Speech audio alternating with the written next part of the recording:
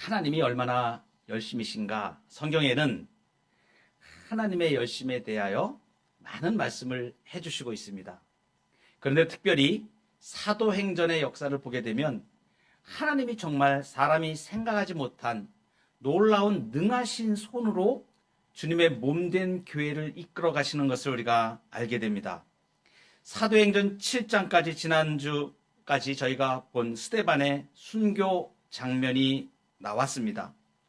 스데반은 사내들인 공회에 맞서 복음을 전하다가 그야말로 장렬히 순교하였습니다. 스데반의 설교가 사도행전 7장에 전체적으로 나올 때 우리가 보았지만 아주 대담한 설교이고 그 적대자들의 심장을 찌를 정도로 강렬했습니다. 그리고 스데반이 순교당하는 이 장면 자체가 얼마나 영광스러운 결말을 우리에게 보여주는지 원수를 위하여 저들의 죄를 용서하여 주옵소서까지 기도하면서 주님의 품에 안기는 그 스데반의 순교를 우리가 봅니다. 그 신앙의 위대함, 그리고 주님을 그렇게 뜨겁게 사랑하며 죽는 순간까지 예수님을 바라보며 죽을 수 있는 더할 나위 없는 신앙의 완숙함을 우리가 봅니다. 그렇지만은 한편으로는 이 스데반의 신앙의 모습, 우리가 살아야 될 신앙의 모습이 만약에 오로지 스데반처럼 이렇게 장렬히 순교하는 이러한 길뿐이라고 생각된다면 우리는 매우 마음에 부담스럽습니다. 순교만이 신앙의 표준이라면 그 기준이 너무 높아서 우리는 우리의 현실적인 신앙과 우리의 모습과 큰 괴리를 느낄 수밖에 없는 것이죠. 신앙의 정조를 지키고 믿음을 지키는 것에서는 우리 누구나가 다 마음으로부터 동의하고 그런 신앙을 갖기를 원합니다. 그렇지만 그것을 현실적으로 지키는 일이 이것은 일반적이지는 않기 때문에 우리에게는 부담이 됩니다. 그런데 오늘 본문 말씀은 스데반과는 대조적으로 아주 이상하리만큼 비겁한 모습의 사람들을 소개합니다. 신앙인인데 스데반과 매우 대조되게 비겁한 모습, 그 사람의 대표적인 사람은 빌립이라는 집사님입니다. 스데반의 순교로 예루살렘 교회에 박해가 일어나는데 빌립은 그렇게 일어난 박해를 견디지 못해서 도망친 사람 중에 한 사람으로 나옵니다. 빌립만 도망간 것이 아니라 방금 전에 장렬하게 스데반이 적대자들에 맞서서 순교했는데도 불구하고 박해가 일어나자 사도 외에는 모든 사람들이 도망가기에 바빴다는 현실을 말해주고 있습니다. 오늘 1절에 보면 사울은 그가 죽임당함을 마땅히 여기더라. 그날에 예루살렘에 있는 교회에 큰 박해가 있어 사도 외에는 다 유대와 사마리아 모든 땅으로 흩어지니라. 예루살렘 교회에 큰 박해가 났습니다. 옥에 갇히는 겁니다. 잡아가는 겁니다. 죽음의 위기에 놓이게 되기 때문에 사람들의 목숨의 위협을 느낍니다. 그래서 사도 외에는 다 유대와 사마리아 모든 땅으로 흩어졌다고 말씀하십니다. 여기서 지금 흩어졌다 이렇게 표현하고 있는 이것은 직접적인 표현으로 말하면 쫓겨서 도망쳤다는 뜻입니다. 점잖게 이렇게 지금 우리가 개역개정에는 이렇게 표현되어 있지만 구약 성경의 원문으로 들어가 보면 그 뜻이 쫓겨서 도망하다는 뜻입니다. 이방 땅으로 추방당하다 이런 뜻입니다. 그러니까 도망쳐버린 거예요. 도망치게 된 거예요. 예루살렘에 더 있지 못하고 이제 도망자 신세, 쫓겨가는 신세가 된 것을 말합니다. 빌립이 그 도망간 사람들 중에 한 사람으로 나오는 것이에요. 지금 이 말씀은 8장에 들어서면서 그 앞에 스데반이 엄청나게 장렬하게 순교한 모습과 아주 대조되게 지금 이렇게 도망친 사람들 말해주고 있는 것입니다. 빌립은 사마리아까지 도망갑니다. 예루살렘에서 한참 멀리 떨어진 사마리아입니다. 북쪽 이스라엘 북왕국의 수도였던 그 사마리아 성 근처까지 도망을 간 것이에요. 이렇게 멀리까지 도망을 간 것을 보면 빌립이 얼마나 겁을 먹었는지를 짐작할 수 있습니다. 마음속으로 그런 생각이 들었겠죠. 이 정도까지 도망왔으면 잡으러 오지는 못하겠지. 그렇게 생각하면서 안도할 수도 있는 그러한 거리까지 도망을 간 것입니다. 그런데 현실적인 문제만 딱 놓고 보면 이 빌립의 모습은 스데반과 비교해서 보면 비겁하게 도망한 자리입니다. 그런데 하나님께서는 이 빌립을 통하여 교회의 역사를 또 이뤄나가시거든요. 그 이후의 이야기들은 다음에 나오겠지만은 우리가 가만히 생각을 해보면 우리들의 신앙의 현실 모습, 이 모습은 스데반 쪽에 가까운가 아니면 빌립 쪽에 가까운가 생각해 볼 때 아무리 생각해 보아도 우리의 모습은 빌립 쪽에 가까운 모습인 것 같습니다. 현실 여건 때문에 비겁하고 나약하게 도망치는 빌립의 모습 말입니다. 우리가 예수님을 믿는다고 믿음의 결단을 하고 믿음이 충만할 때는 기도도 하고 경건도 하고 많은 시간도 작정을 하고 열심을 내서 하리라고 생각을 합니다. 그러다가 생활 전선에서 혹독한 현실에 씨름하다가 어떨 때에는 그 믿음의 결심은 온데간데 없고 그냥 지친 영혼과 몸으로 간신히 주일 예배에 나오기에 바쁠 때도 있습니다. 새해만 되면 우리는 마음을 다잡고 이 올해만큼은 하나님 앞에 내가 멋진 신앙생활을 제대로 된 신앙생활도 하고 성경도 열심히 읽고 내가 기도도 열심히 하고 믿음의 진보를 가지겠다고 결심을 합니다. 그리고 때로는 주님의 몸된 교회에 봉사하리라고 마음의 작심도 합니다. 또 어떨 때에는 하나님 앞에 결단하고 나의 시간과 물질을 내 소유권과 경제권을 하나님 앞에 들어가겠다고 굳게 마음을 먹기도 합니다. 그렇지만 녹록지 않은 현실에 우리가 쳐다보면 마음이 한 구석이 무너져 내리고 또 하나님 앞에 약속하였던 것들을 슬금슬금 뒤로 물르는, 뒤로 주저앉아 버리는 그러한 우리의 모습을 보기도 합니다. 우리의 연약함입니다. 조그만 장애물에도 비겁하게 도망치고 물러서는 사람들의 모습이 바로 어떻게 보면 우리의 연약한 신앙의 모습입니다. 마치 사마리아로 도망친 빌립처럼 말입니다. 성경에 보면 곳곳에 이렇게 비겁한 사람들이 많이 등장을 하는데 희한하게도 하나님께서는 그 사람들도 사용하신다는 사실입니다. 가장 가까이 예수님이 죽임을 당하셨을 때, 십자가에 죽으셨을 때 가장 가까이 있던 제자들이 있었습니다. 누가복음 24장에 보면 두 사람, 비겁하게 도망가는 두 사람을 말합니다. 예수님을 따라다니다가 예수님이 잡히셔서 십자가에 못 박혀 죽게 되니까 낙심해서 엠마오로 내려가는 중이었습니다. 부활하신 예수님이 그들과 가까이 동행하시며 말하죠. 무슨 이야기를 지금 나누면서 가고 있습니까? 두 사람이 성경의 표현대로 보면 슬픈 빛을 띠고 머물러 서서 말합니다. 나사렛 예수라는 하나님의 선지자를 우리는 이스라엘을 구원할 자로 믿었습니다. 그런데 그 믿었던 그 사람이 대제사장들과 관리들에게 무력하게 잡혀서 사형 판결을 받고 십자가에 못 박아 죽었습니다. 이제 우리가 생각했던 그러한 이스라엘의 구원은 끝장나게 되었습니다. 아무 소용이 없게 되었습니다. 이렇게 슬픈 빛을 띠면서 이야기할 때 예수님이 말씀하시죠. 성경에 있는 말씀을 자세히 설명해 주면서 그리스도가 이런 고난을 받고 자기 영광에 들어가야 할 것이 아니냐. 나중에 엠마오로 가서 예수님이 그 자리에서 떡을 떼어서 축사하시고 이들에게 주실 때 이들이 눈이 밝아져 예수님을 알아보게 되고 예수님은 그 자리를 떠납니다. 두 제자가 고백하죠. 우리에게 말씀하시고 우리에게 성경을 풀어주실 때에 우리 속에서 마음이 뜨겁지 아니하더냐. 그때로부터 이 사람들은 바로 즉시 예루살렘으로 다시 돌아가죠. 그리고 돌아가서 부활하신 예수님을 제자들과 만나며 그 부활하신 주님을 따르게 됩니다.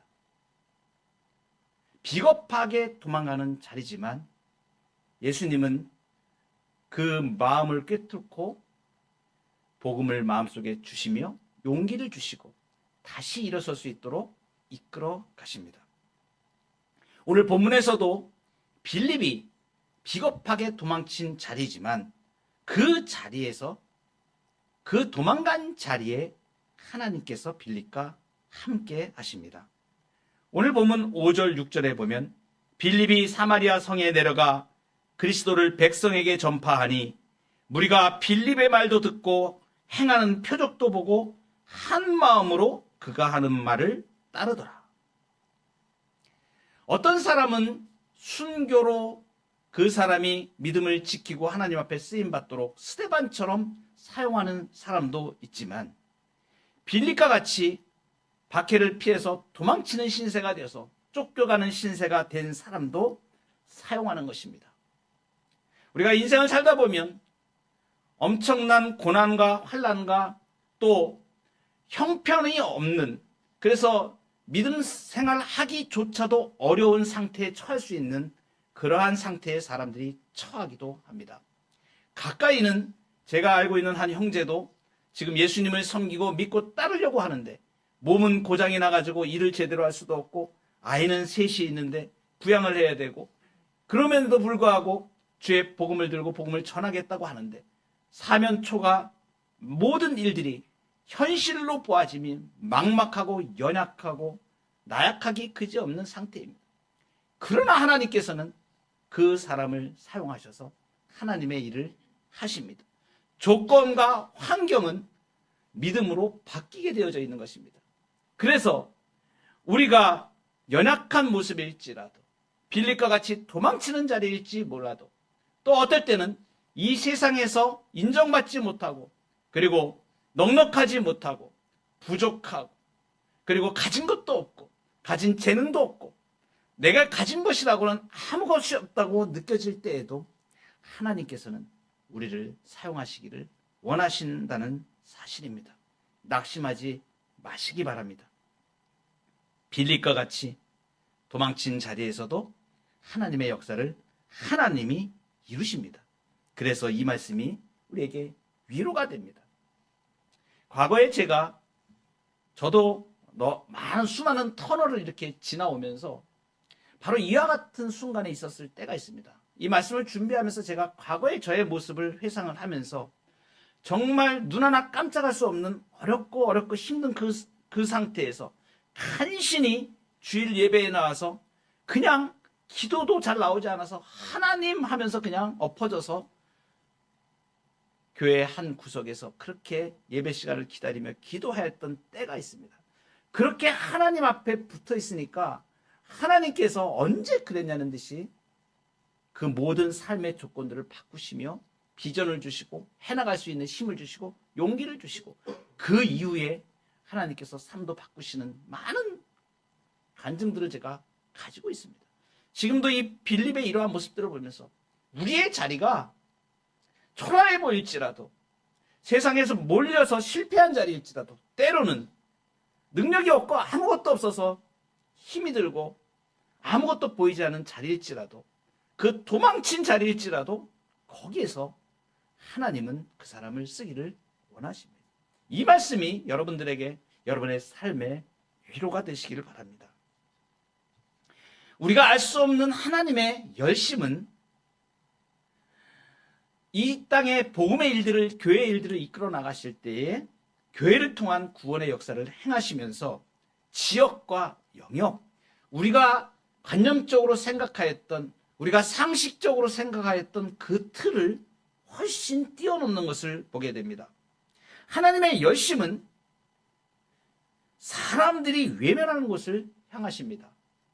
일반적인 사람들이 바라보는 그러한 형태로 가지 않는다는 것을 우리에게 말씀해 주시는 것이에요. 어떻게 보면 예수님이 이 땅에 오셔서 공생애를 사시는 동안에 복음을 증거하시고 구원의 역사를 이루시는 그 삶이 화려한 왕궁이 아니라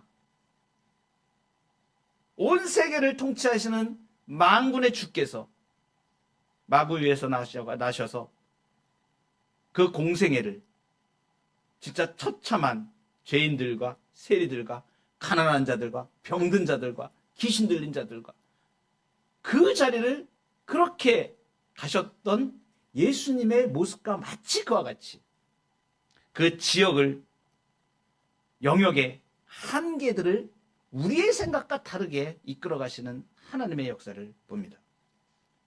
예루살렘에 박해가 나서 사람들이 흩어지는데 1절에서는 유대와 사마리아 모든 땅으로 흩어지니라 이렇게 말씀하시고 5절에서는 빌립이 사마리아 성에 내려가 그리스도를 백성에게 전파하니 이렇게 말씀하십니다. 특별히 지금 한 장소가 나옵니다. 지금까지는 스포트라이트가 어디에 지금 있었습니까? 예루살렘에 있었습니다. 근데 지금 어디로 바뀌고 있는 겁니까? 사마리아로 바뀌고 있는 겁니다. 이유가 있죠. 이거는 예수님이 직접 말씀하셨던 것입니다. 사도행전의 역사는 1장 8절을 그대로 하나님께서 이루시는, 성취하시는 교회의 역사입니다. 사도행전 1장 8절에 오직 성령이 너희에게 임하시면 너희가 권능을 받고 예루살렘과 온 유대와 사마리아와 땅끝까지 내 증인이 되라. 지금 사도행전 8장으로 들어오면서 예루살렘에서 어디로 가는 겁니까? 온 유대와 지금 사마리아로 갑니다. 그래서 흩어지니라 마치 바람에 씨앗들이 이렇게 확 퍼지듯이 믿는 사람들이 지금 박해가 나가지고 확 퍼지는 것처럼 이렇게 흩어지니라고 말씀하시는데 이 원어로 보면 그 단어 자체가 흩어진다 이것이 뭐냐면 수동태로 되어 있습니다. 이게 신적 수동태라고 얘기하는데 하나님이 흩으신 거예요. 여러분 한번 생각을 해보세요. 하나님께서 우리 교회의 역사를 어떻게 이끌어 가시는가? 예루살렘에 큰 부흥이 일어났습니다. 베드로가 한번 설교하니까 3,000명, 5,000명씩 회개하는 일이 일어났어요. 여러분 한번 생각을 해보세요. 지금도 우리 현실에서도 3,000명, 5,000명이 되면 메가처치입니다. 메가처치. 엄청나게 큰 교회입니다. 예루살렘 교회가 지금 일시적으로 그것도 아주 단기간에 베드로의 설교 한 번으로 3,000명, 5,000명이 회심하는 일이 일어나는 거예요. 그러니까 솔로몬 행각에 사람들이 가득 차고 새로운 새 신자들이 막 넘쳐나기 시작한 거예요. 나도 예수 믿겠다고. 막 이런 사람들이 지금 막 넘쳐나고 있는 겁니다. 여러분 거기에 허다한 제사장의 무리까지 믿게 됐습니다. 여러분들 놀라운 일이라는 거예요. 유대 종교 지도자는 제사장급에 있는 사람들이 회심을 하게 된 거예요. 예수 그리스도를 믿겠다고 나오게 된 겁니다. 여러분 이 정도 되면 어떤 생각이 들겠어요? 예루살렘에 있는 그 성도들이 어떤 마음이 들겠어요? 와, 하나님의 역사를 봅니다. 그러니까 어떻게 합니까? 보통 대부분의 이런 부흥이 일어날 때는 어떻게 돼요? 그 부흥에 취하는 거죠. 그래서 그것이 계속 갈 것처럼 생각이 되죠. 그러니까 진짜 중요한 예수님의 말씀은 잠깐 잊고 있는 겁니다. 예루살렘에 그냥 머물러 있는 거예요. 여기가 좋사오니 이렇게 되는 거죠. 하나님께서 지금 이 복음의 역사를 세계로 가게 하시기 위해서 강제로 지금 흩으신 것을 알 수가 있는 거죠. 하나님의 역사입니다. 그래서 환난과 핍박도 하나님의 작정 속에 있는 것이죠. 여러분 사마리아 지역이 이제 왜 이렇게 사마리아를 언급을 하겠습니까? 이 사마리아 유대인들이 이 사마리아 지역을 굉장히 혐오합니다. 예루살렘에 있는 사람들 유대인들은 이 신자들이 지금 사마리아라는 땅으로 갈 생각조차를 하지 않는 거예요. 왜 그렇습니까? 이 사마리아라는 지역의 특수성이 있기 때문에 그래요. 사마리아는 어떤 지역이었습니까? 이스라엘 역사에서 아수르 때, 바벨론 때에 그 이방 민족들이 와서 혼혈 정책을 강제로 혼혈시키는 겁니다. 피를 섞는 거예요. 그래서 이방인들과 같이 피를 섞어서 그 지역에 머물고 토착화시키기 위해서 혼혈 정책을 쓴 대표적인 지역이 사마리아 지역입니다. 그러니까 다른 지역에 있는 유대 지역에 있는 사람들이 어떻게 생각하는 거예요? 저 사람들은 혈통의 순수성을 잃어버린 사람들이야. 그때부터 어떻게 됩니까? 천한 지역으로 취급하기 시작하는 것이죠. 혐오 지역으로 낙인 찍기 시작하는 겁니다. 그래서 유대인들이 이렇게 사마리아 사람들을 이방인처럼 이렇게 취급을 하게 됩니다. 여러분, 유대인들이 이방인이라고 취급하는 것은 그 개처럼 취급한다는 걸 말하는 거예요. 같이 밥도 안 먹습니다.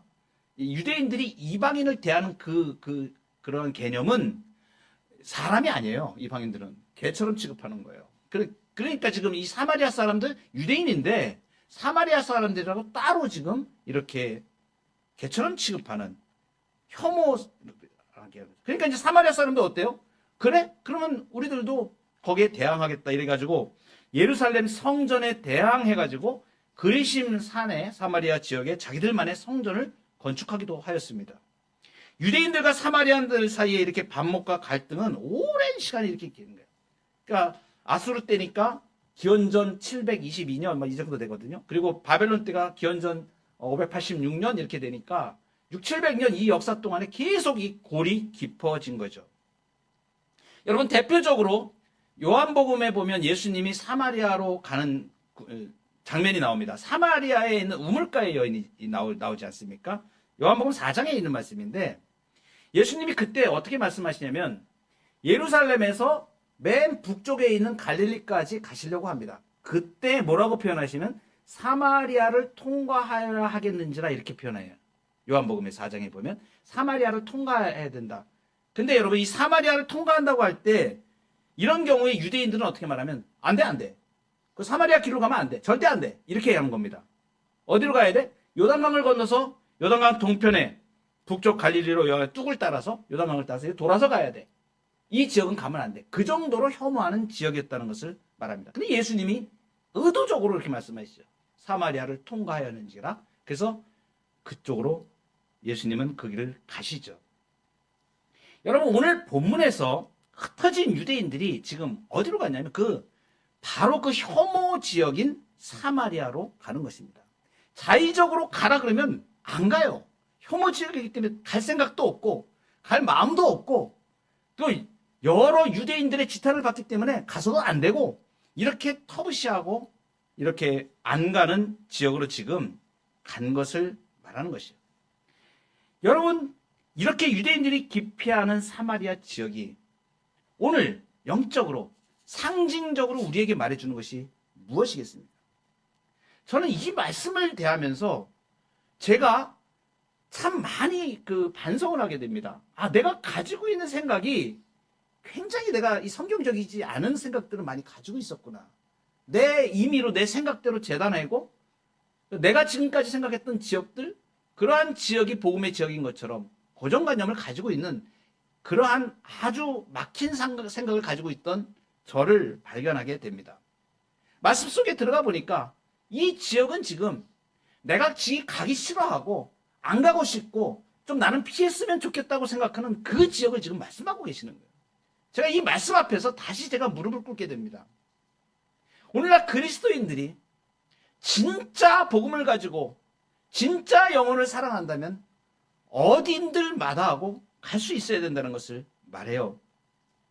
이 사마리아 지역은 오늘 우리에게 영적으로 말해주는 이 지역은 천하고 그리고 기피하고 싶은 곳을 말합니다. 그런 곳일 수 있는 거예요. 냄새나고 가난한 사람들이 있는 곳일 수 있습니다. 노숙자들이 있는 곳일 수 있습니다. 여러분, 가기 싫어요. 그 옆에 냄새나서 가기 싫습니다. 힘들어요. 그리고 피할 수밖에 없는 게 우리 누구나가 인지상정으로 가진 것입니다. 그런데 오늘 말씀은 그 사마리아를 가야 된다고 지금 말씀하시는 고아원일 수 있죠. 젊은이들이 기피하는 정말 요양원 같은데 나이 드신 분 있는 곳일 수도 있습니다. 병원일 수도 있습니다. 이 사마리아가 말해주는 것, 마음의 경계선 밖에 우리의 낯선 곳일 수도 있어요. 우리 한국은 아직까지 다문화에 대해서 굉장히 잘 많이 마음이 열려 있지 않습니다. 그래서 외국인들, 이방인들을 낯설어합니다. 특히 이제 이 유대민족도 그렇지만 단일민족으로 된 나라들이 그런 현상들이 많습니다. 우리나라 전통적으로 한 민족으로 되어 왔었기 때문에 다른 민족에 대한 수용성이나 이런 부분들이 굉장히 열악합니다. 바로 이것, 이 사마리아는 우리의 마음의 경계선 밖에 있는 낯선 곳일 수 있어요. 다문화 외국인들일 수도 있습니다. 그리고 심지어 우리가 저급하게 생각하는 경멸하는 곳일 수도 있습니다. 죄를 지어서 흉악한 범죄를 짓고 감옥에 갇혀 있는, 교도소에 있는 그 죄수들이 있는 감옥, 교도소, 이런 곳들일 수 있다는 얘기입니다. 4절에 보면 그 흩어진 사람들이 두루 다니며 복음의 말씀을 전했다고 했습니다. 여기서 우리 개역 성경에는 두루 다니며 이렇게 되어 있는데, 제가 영어로 된 성경을 읽다가 참 마음에 칵 와닿습니다. 아, 그렇구나. 어떻게 되어 있냐면 wherever they went 이렇게 되어 있습니다. wherever they went. 그들이 간 곳은 어디든지. 여기 두루 다니며 우리는 그냥 이렇게 두루 다니며 이렇게 되어 있는데, 이 원문의 뜻은 이렇게 되어 있는 거예요. 그들이 가는 곳은 어디든지. 거기서 뭘 했다고요? 복음의 말씀을 전한다. 그러니까 우리에게 고정관념으로 가지 못할 곳은 없다는 것을 말합니다. 특별히 경멸의 장소, 낯선 곳, 우리가 가기 싫어하는 곳, 그것이 사마리아일 수 있다. 주님은 오늘 우리 교회에 바로 이것을 말씀하시는 거예요.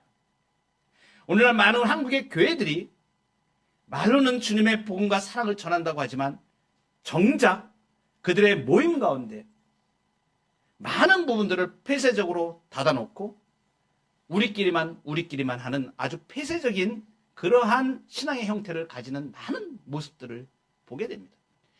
교회는 열려야 됩니다. 교회는 죄인들이 모이는 곳입니다. 교회는 의인들이 모이는 것이 아니에요.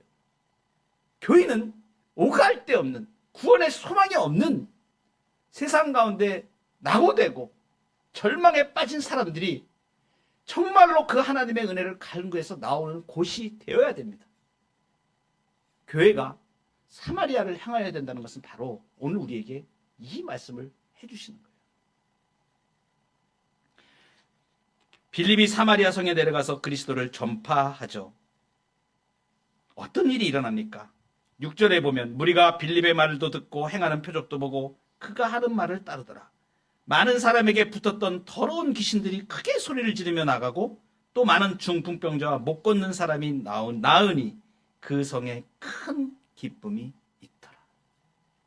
사마리아 성의 흑암과 같은 그곳에 소망이 없고 비전이 없는 그 사람들이 어디 한 군데 비빌 건덕이 없고 이 사회에서 낙오되고 소외받고 이러한 사람들이 나도 구원을 받을 수 있다고 예수 그리스도를 만나게 될 때 그 인생이 영원히 구원을 받고 전 인격이 치유가 되어지고 생명의 주 예수 그리스도를 만나서 인생에서 정말 기쁨을 만날 수 있는, 이 사마리아 성에 큰 기쁨이 임했다는 것은 바로 교회가 오늘 사마리아 성과 같은 이 세상에 대하여 큰 기쁨을 줄 수 있는 복된 하나님의 기관인, 신령한 기관이라는 것을 우리에게 말해줍니다. 마지막으로 하나님의 열심은 불가능한 죄인도 바꾸십니다. 예루살렘에 큰 핍박이 나서 사도회에는 다 유대와 사마리아 땅으로 흩어지게 되는데 이 큰 핍박에 유독 한 사람이 지금 부각되고 있습니다. 핵심적인 중심인물, 이 핍박 중에 그 사람이 사울이라는 청년입니다. 7장 58절에 유대인들이 스데반을 돌로 칠 때 증인들이 옷을 벗어 사울이라는 청년의 발 앞에 두었다고 했습니다. 여기서 말하는 증인들은 공회에 스데반을 거짓 고소한 그 증인들을 말합니다. 고소한 자들을 말하는 거예요. 이들이 돌로 이렇게 칩니다. 보통 유대인들의 법에서 돌로 치는 경우에 원래 사형을 집행할 수 있는 권한이 없습니다. 사형을 집행할 수 있는 권한이 있을 때라도 로마에 지금 지배하에 있기 때문에 거기에 로마의 그 사형에 대한 부분들이 이제 얘기가 되고 허락을 받아야 되는 그러한 부분들이 있는데 이 사람들은 약간 지금 불법적으로 지금 해가고 있는 거예요.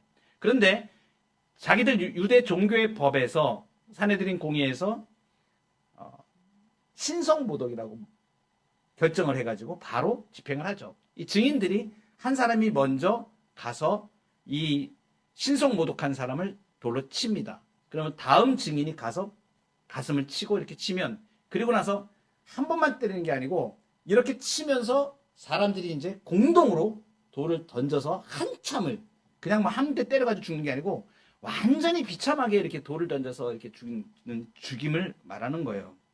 여러분, 근데 이 죽임을 이렇게 그 스테반을 죽일 때에 자기들의 겉옷을 이렇게 벗었다 그러지 않습니까? 당연히 이들이 이제 이렇게 이들이 입는 옷이 돌을 던지기에 이렇게 좀 부족합니다. 그러니까 이제 옷을 벗어가지고 겉옷을 벗는 겁니다. 겉옷을 벗어서 어떤 사람의 앞에 이렇게 딱 놓죠. 근데 그 놓은 사람이 지금 사울이라는 청년이라는 걸 얘기하는 거예요. 그래서 사울이라는 청년이 지금 무슨 의도를 가지냐. 지금 이렇게 성경에서 이렇게 자세하게 그 증인들이 겉옷을 벗어서 사울이라는 사람의 발 앞에 놨는데, 청년의 발 앞에 놨다 이렇게 얘기할 때 이 사울이 지금 아주 중요한 역할을 지금 이 박해에 지금 하고 있다는 것을 말해주는 거예요. 그것은 뭐냐면 이 증인들이 지금 너도 우리랑 같은 네가 주동자야 라는 의미를 지금 가지고 있는 겁니다. 그리고 이 사울을 알 때에 당시에 율법학자 가말리엘의 문화에 있던 사람입니다. 그러니까 유력한 사람이죠. 유대교에 정통한 아주 열렬한 유대주의자입니다. 그러니까 이 증인들이 사울을 딱 그 앞에 겉옷을 놓은 거예요. 빼도 박도 못하게 완전한 주동자다라는 것을 지금 성경에서 일부러 지금 밝혀주고 있는 거예요. 왜 이렇게 지금 말씀하시겠어요? 이 사람은 도무지 개전의 가능성이 전혀 없는 사람, 이게 악한 사람이라고 지금 아주 일부러 지금 이렇게 표현하고 있는 거예요. 우리가 인간적으로 생각할 때 이 사울이라는 사람은 개가 천선할 가능성이 제로인 사람이다. 불가능한 사람이다. 완전히 불가능한 죄인이다라고 우리에게 지금 말해주고 있는 겁니다. 그래서 본문 8장 1절에 보면 사울이 스데반의 죽음을 마땅히 여겼다고 고발하고 있습니다. 이 스데반 처형 사건에 아주 적극적이고 주동자에 있는 거죠. 극렬한 유대주의자죠. 그 하는 행동을 한번 보세요. 3절에 보면 교회를 잔멸하며 각 집에 들어가 남녀를 끌어다가 옥에 넘겼다고 합니다. 여기서 이 잔멸하다 이런 표현이 있죠. 좀 잔멸하다. 우리가 좀 익숙하지 않은 표현인데 이 단어의 뜻은 뭐냐면 멧돼지가 밭에 들어가서 막 짓밟으면서 엉망으로 만들어 놓는 이런 표현을 할 때 쓰는 동사입니다. 그러니까 지금 무슨 얘기냐면 이 사울이 교회를 잔멸했다, 이 표현은 뭐냐면 아주 맹렬한 기세로 교회를 철저히 파괴하려고 덤벼들고 있다는 것을 말이에요. 한마디로 말하면 미친 멧돼지입니다. 멧돼지가 완전히 이성을 상실하고 미쳐가지고 밭에 들어가서 완전히 다 막 짓밟고 이렇게 열렬하게 짓밟듯이 이렇게 미친 멧돼지를 누가 대항할 수 있겠어요? 지금 그 얘기를 하고 있는 겁니다, 성경이. 이 사울이 지금 이런 모습을 가지고 있다는 것을 말하는 겁니다. 아무리 보아도 이 잔혹하기가 이를 데 없는 이 사람은 바뀔 수 있는 가능성이 1도 없는 것을 지금 말해주는 거예요. 아무리 보아도 불가능한 죄인인 거예요. 그런데 이 불가능을 하나님은 바꾸십니다. 이 악함이 극으로 치달할 때 성경에 이 묘사되는 걸 보면 너무나 흥분됩니다. 이 사울이 점점 이 광기가 심해져 갈 때 하나님은 지금 뭘 하고 계셨는가? 하나님의 분노도 또한 그게 가고 있는 거죠. 이 사울이 주님의 몸된 교회를 대항하며 이렇게 미친 듯이 광분하고 있을 때 하나님의 진노도 그게 달해가고 있는 것을 말합니다. 그래서 하나님이 어떻게 하시는 거예요? 사람들을 흩으신 거예요. 이 광기에 하나님이 대항하시는 걸 한번 보세요. 이 사람이 하나님을 대항하는 이것에 하나님은 사람들을 쫙 흩으셔가지고 거기에서 불같이 복음이 일어나게 대항하시는 거예요. 그리고 결국은 어떻게 하십니까? 이 광기가 크게 달했을 때 다메섹으로 사울이 미친 듯이 예수 믿는 사람을 잡으러 갈 때 거기에 이 사울이 감당할 수 없는 이 광기 어린 이 사람을 완전히 압도하는 예수님의 하늘의 빛이 이 사람을 갖다가 때린 것입니다. 하나님의 극렬하심이 나타나시는 거예요.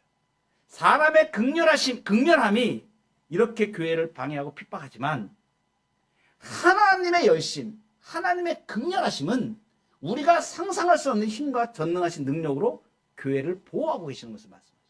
예수님이 직접 나타나셔서 사울아 사울아 네가 왜 나를 핍박하느냐? 주여 누구십니까? 나는 네가 핍박하는 예수다. 하나님의 열정의 극은 이 불가능한 사람을 직접 부활하신 예수님이 만나셔서 한순간에 그 모든 고정관념을 뒤집어서 바꾸십니다. 이것이 하나님의 역사입니다. 여러분, 우리가 믿음 생활을 해나갈 때에 이것을 생각하시기 바랍니다. 예수님 앞에 무릎 꿇지 않을 사람은 없습니다.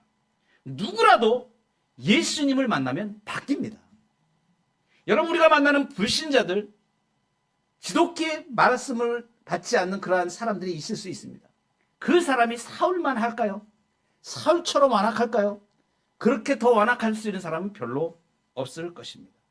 불가능한 죄인도 바꾸시는 그 하나님이, 하나님이 원하시는 사람은 이렇게 바꾸실 수 있다는 것입니다.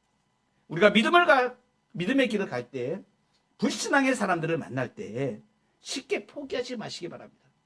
너보다 하나님이 더 세. 하나님은 너를 바꿀 수 있어. 라는 믿음을 가지시고 하나님의 손에 의탁하시기 바랍니다. 이것이 하나님의 열심에 우리가 순응하며 살아가는 믿음의 삶인 것입니다. 그 사람도 반드시 하나님께서 바꾸실 것입니다. 이 믿음과 은혜로 살아가는 저와 여러분 되기를 소망합니다.